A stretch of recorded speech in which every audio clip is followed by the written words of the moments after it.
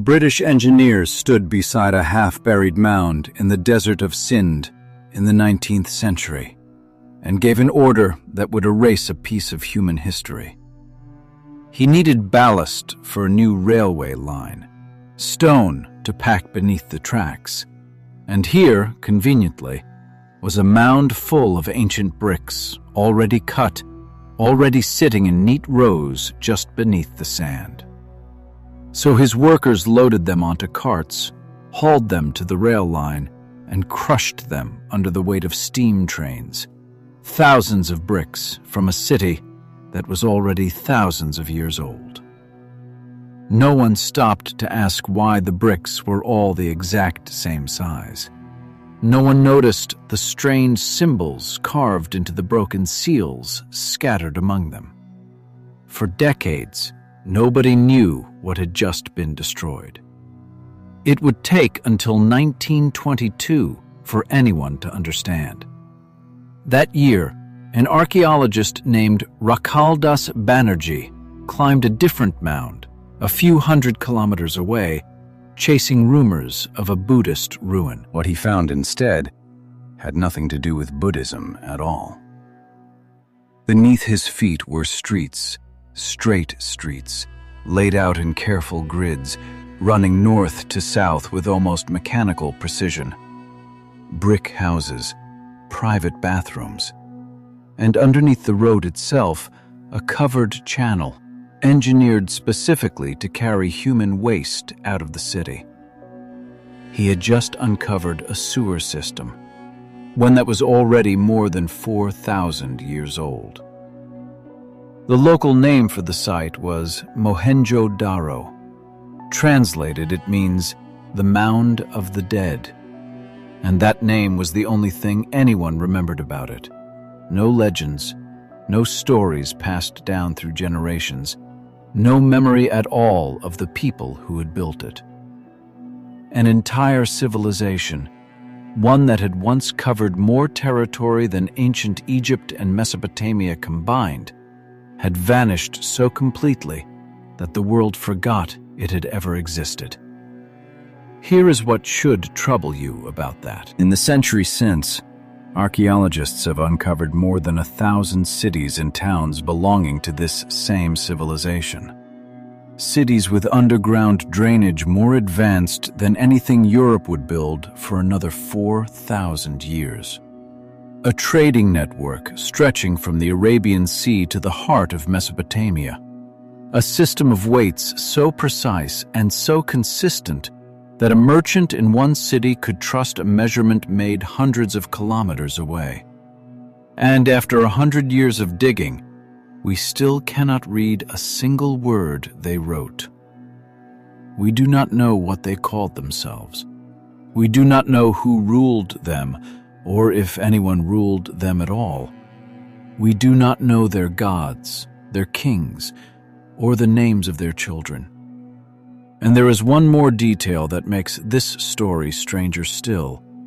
In over 700 excavated sites spanning more than 1,000 years of continuous civilization, archaeologists have found almost no weapons, no armories, no fortresses built for war, no monuments celebrating a conqueror. At a time when every other major civilization on Earth was building walls to keep enemies out, and carving images of kings crushing their rivals underfoot, this civilization appears to have built something almost unheard of in the ancient world. A civilization that may have thrived for over a millennium without an army. Then, without a war anyone can point to, without an invasion anyone can prove, without a single written record explaining what happened, it disappeared. By the end of this film, you'll understand how that's possible. And you may find yourself asking a much harder question. Why doesn't everyone already know this story? To understand why this discovery shook the archaeological world, you have to understand what people believed before 1922.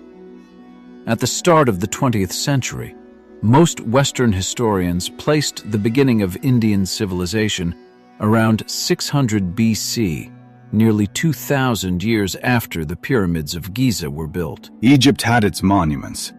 Mesopotamia had its cuneiform tablets and towering ziggurats. South Asia, in the story historians told at the time, was a late arrival. Mohenjo-Daro broke that story apart. So did a second city, discovered a few years earlier along the Ravi River, called Harappa.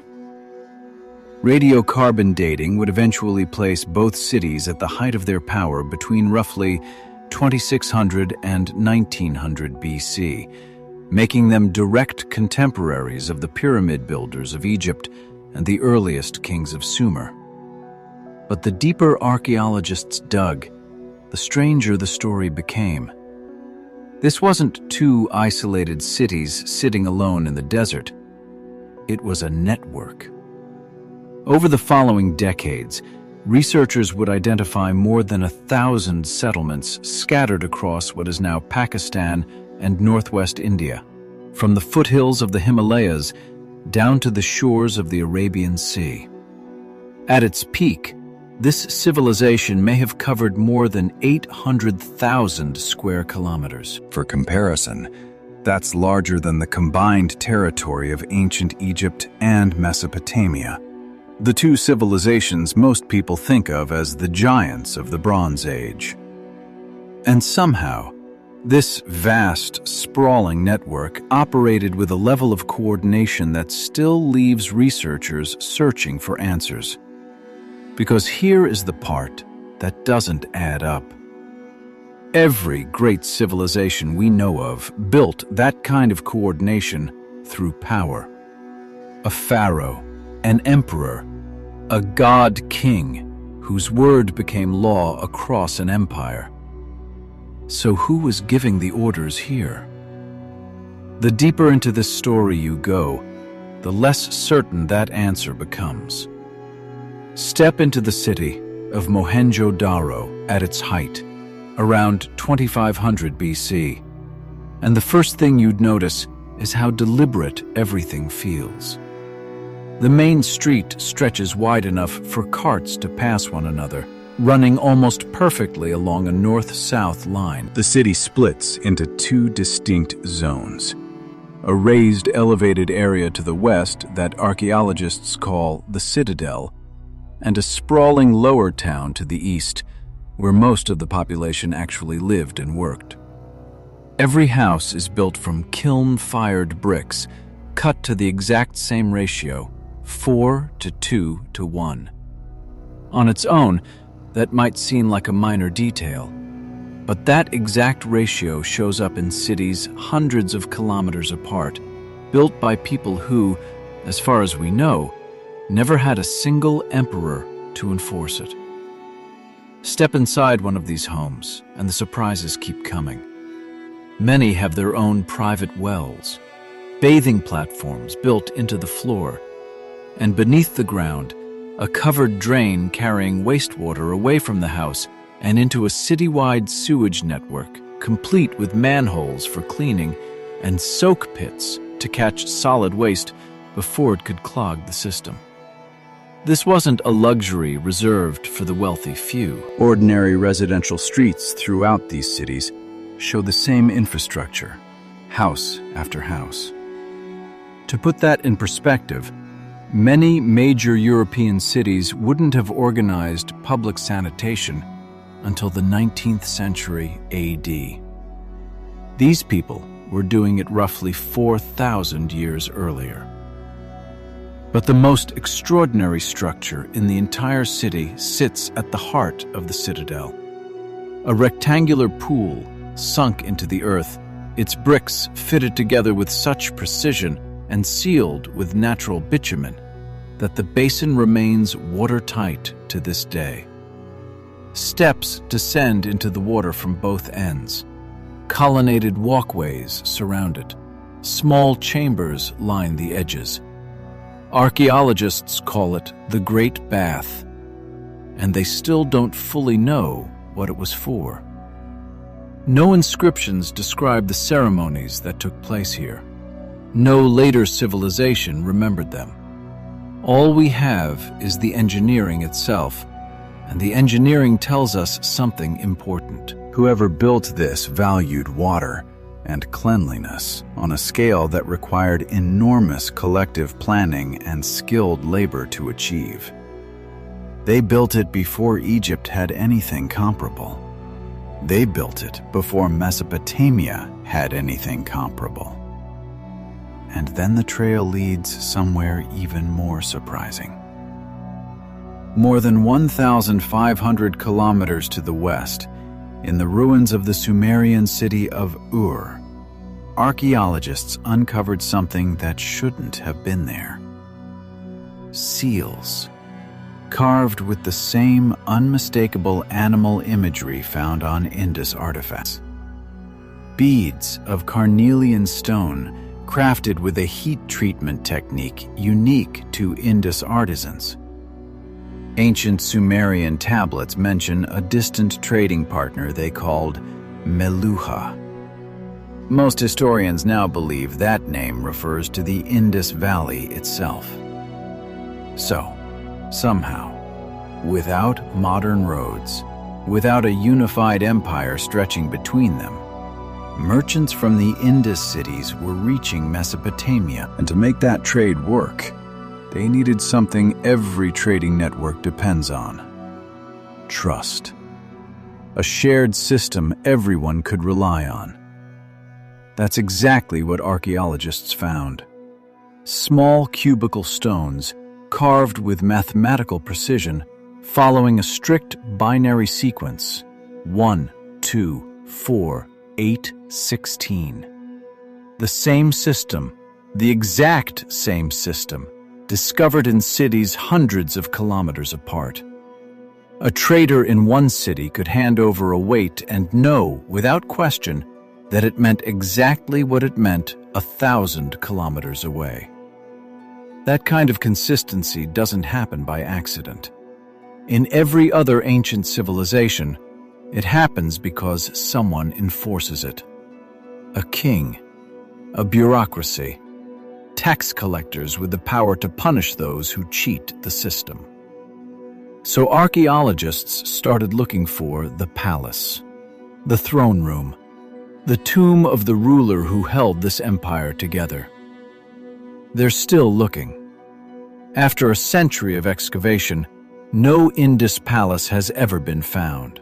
No royal tomb, no statue of a king, no image of a ruler crushing an enemy underfoot. The kind of propaganda carved into nearly every temple wall in Egypt and every royal monument in Mesopotamia. It gets stranger. Remember those raised, walled sections once identified as citadels? Assumed for decades to be military strongholds built to defend against attack. Many researchers now believe they weren't built for war at all. Some argue they served flood control. Others believe they held granaries or public administrative buildings. The word citadel may be misleading. Archaeologists have been stuck with for a century.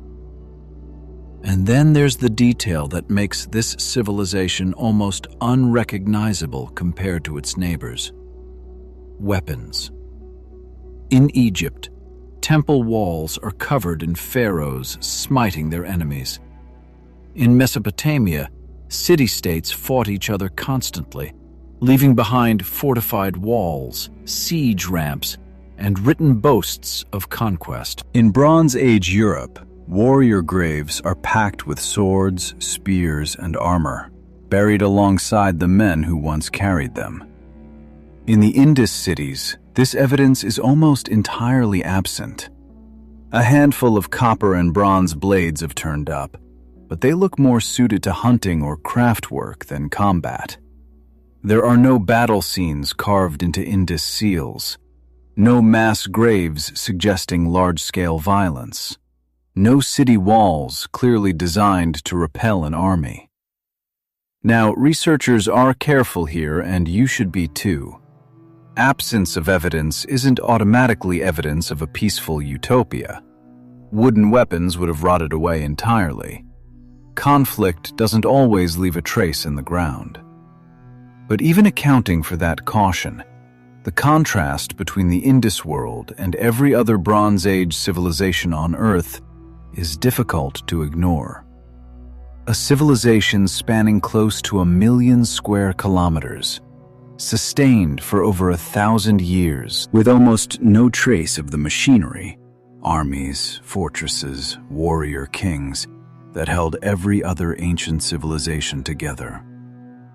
So if it wasn't conquest holding this world together, what was it? The best clue researchers have found isn't carved into a temple or buried beside a king. It's small enough to hold in your palm. And it may be the key to everything. Scattered throughout the ruins of the Indus cities, archaeologists have recovered thousands of small stone seals. Each one is carved with an animal: a humped bull, a tiger, an elephant, a strange creature resembling a unicorn, and above it, a short sequence of symbols. These symbols appear on pottery, on copper tablets, pressed into clay. In total, researchers have cataloged around 400 distinct signs, almost always arranged in short sequences of no more than 5 characters. By every indication, this is a writing system. And for over 100 years, absolutely no one has been able to read it. When Egyptian hieroglyphs were finally deciphered, it was because of an extraordinary stroke of luck. The Rosetta Stone, a single inscription repeated in 3 known languages. The Indus script has no equivalent, no bilingual text, no long passage of continuous writing to work from. Most inscriptions are shorter than a modern hashtag. That brevity has split researchers into 2 camps. Some argue these symbols may not be a full written language at all, that they could be something closer to trademarks, clan emblems, or religious symbols, never meant to record spoken words.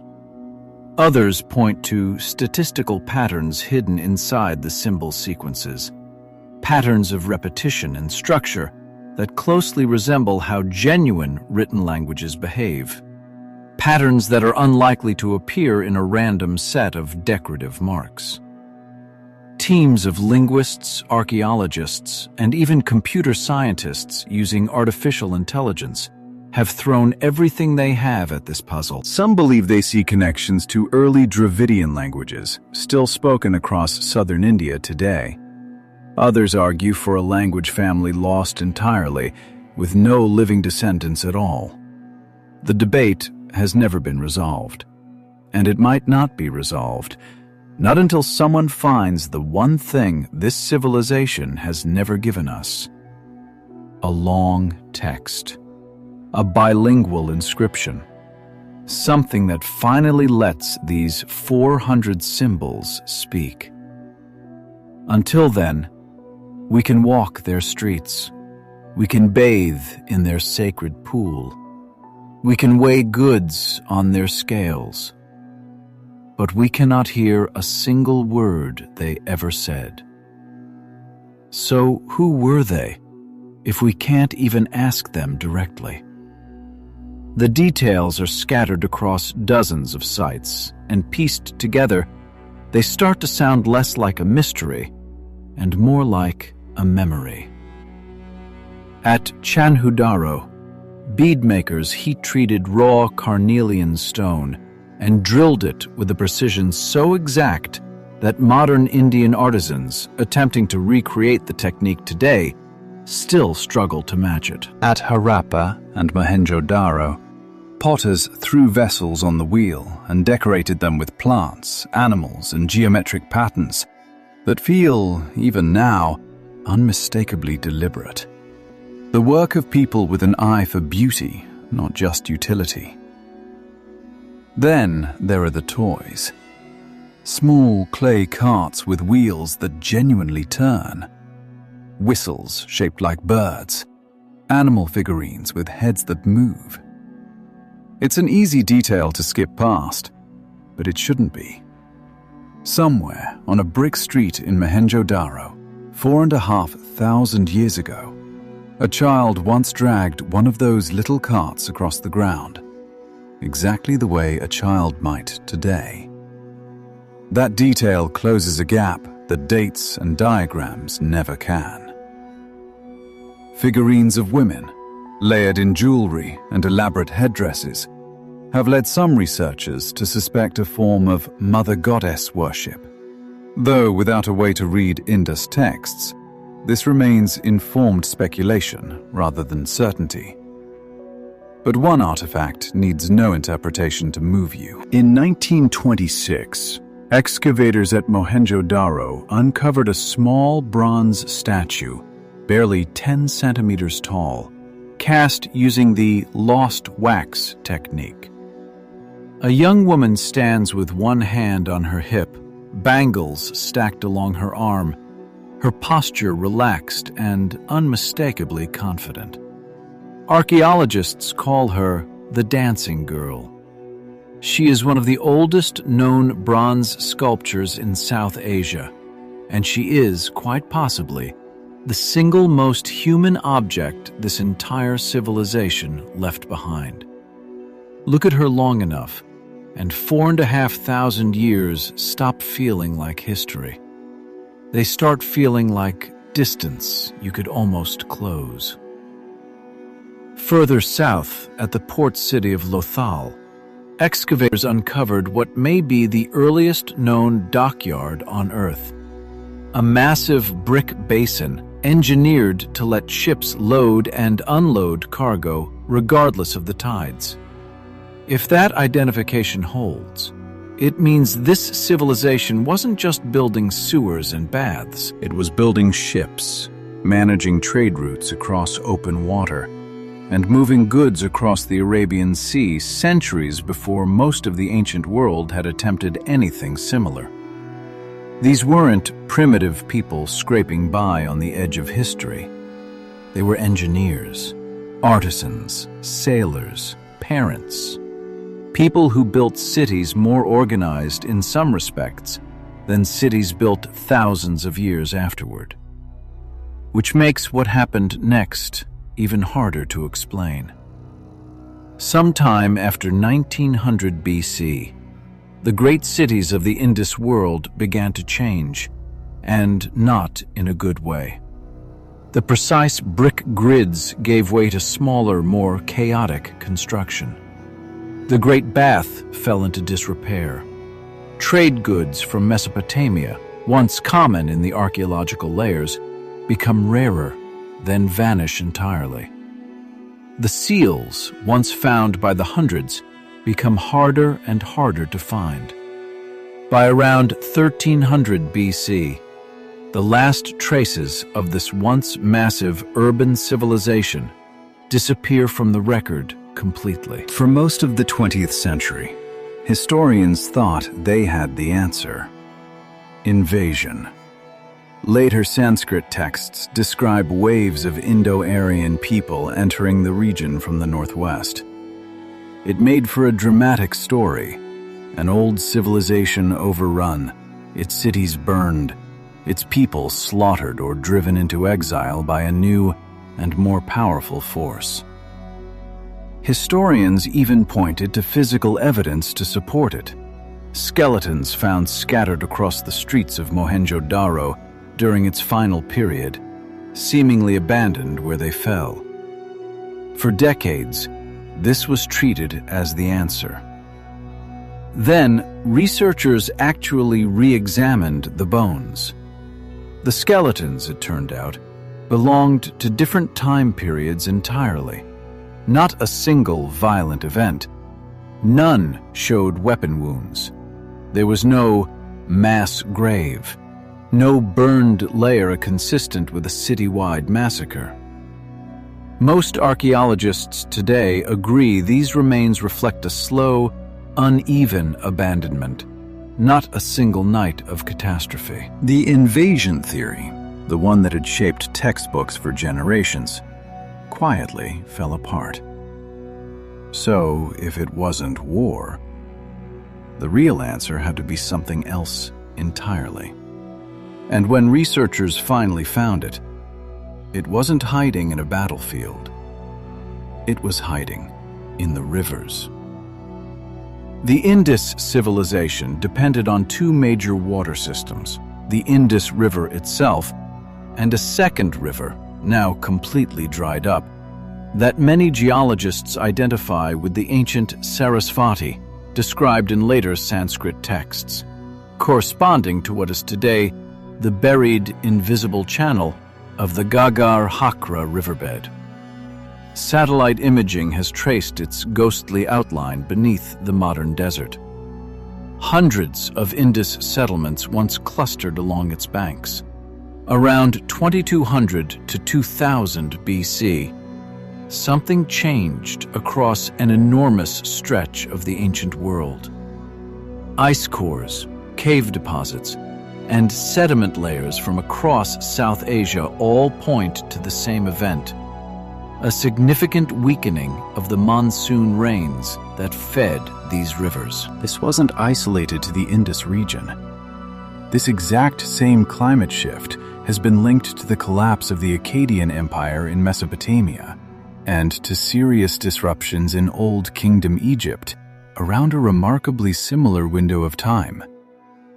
Three of the great Bronze Age civilizations, thousands of kilometers apart, all destabilized by the same shifting sky. As the monsoons weakened, the river that had sustained the Indus cities for centuries began to fail. Some geologists argue that tectonic shifts along regional fault lines made things even worse, diverting water away from populated areas entirely. Harvests that had once fed enormous urban populations would have grown unreliable, then unpredictable, then simply insufficient.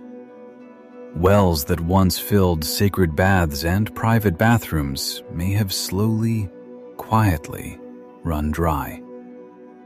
There was no single night of destruction, no burning city, no final battle, just a civilization built entirely around water, watching that water disappear, one failed harvest at a time, one abandoned well at a time.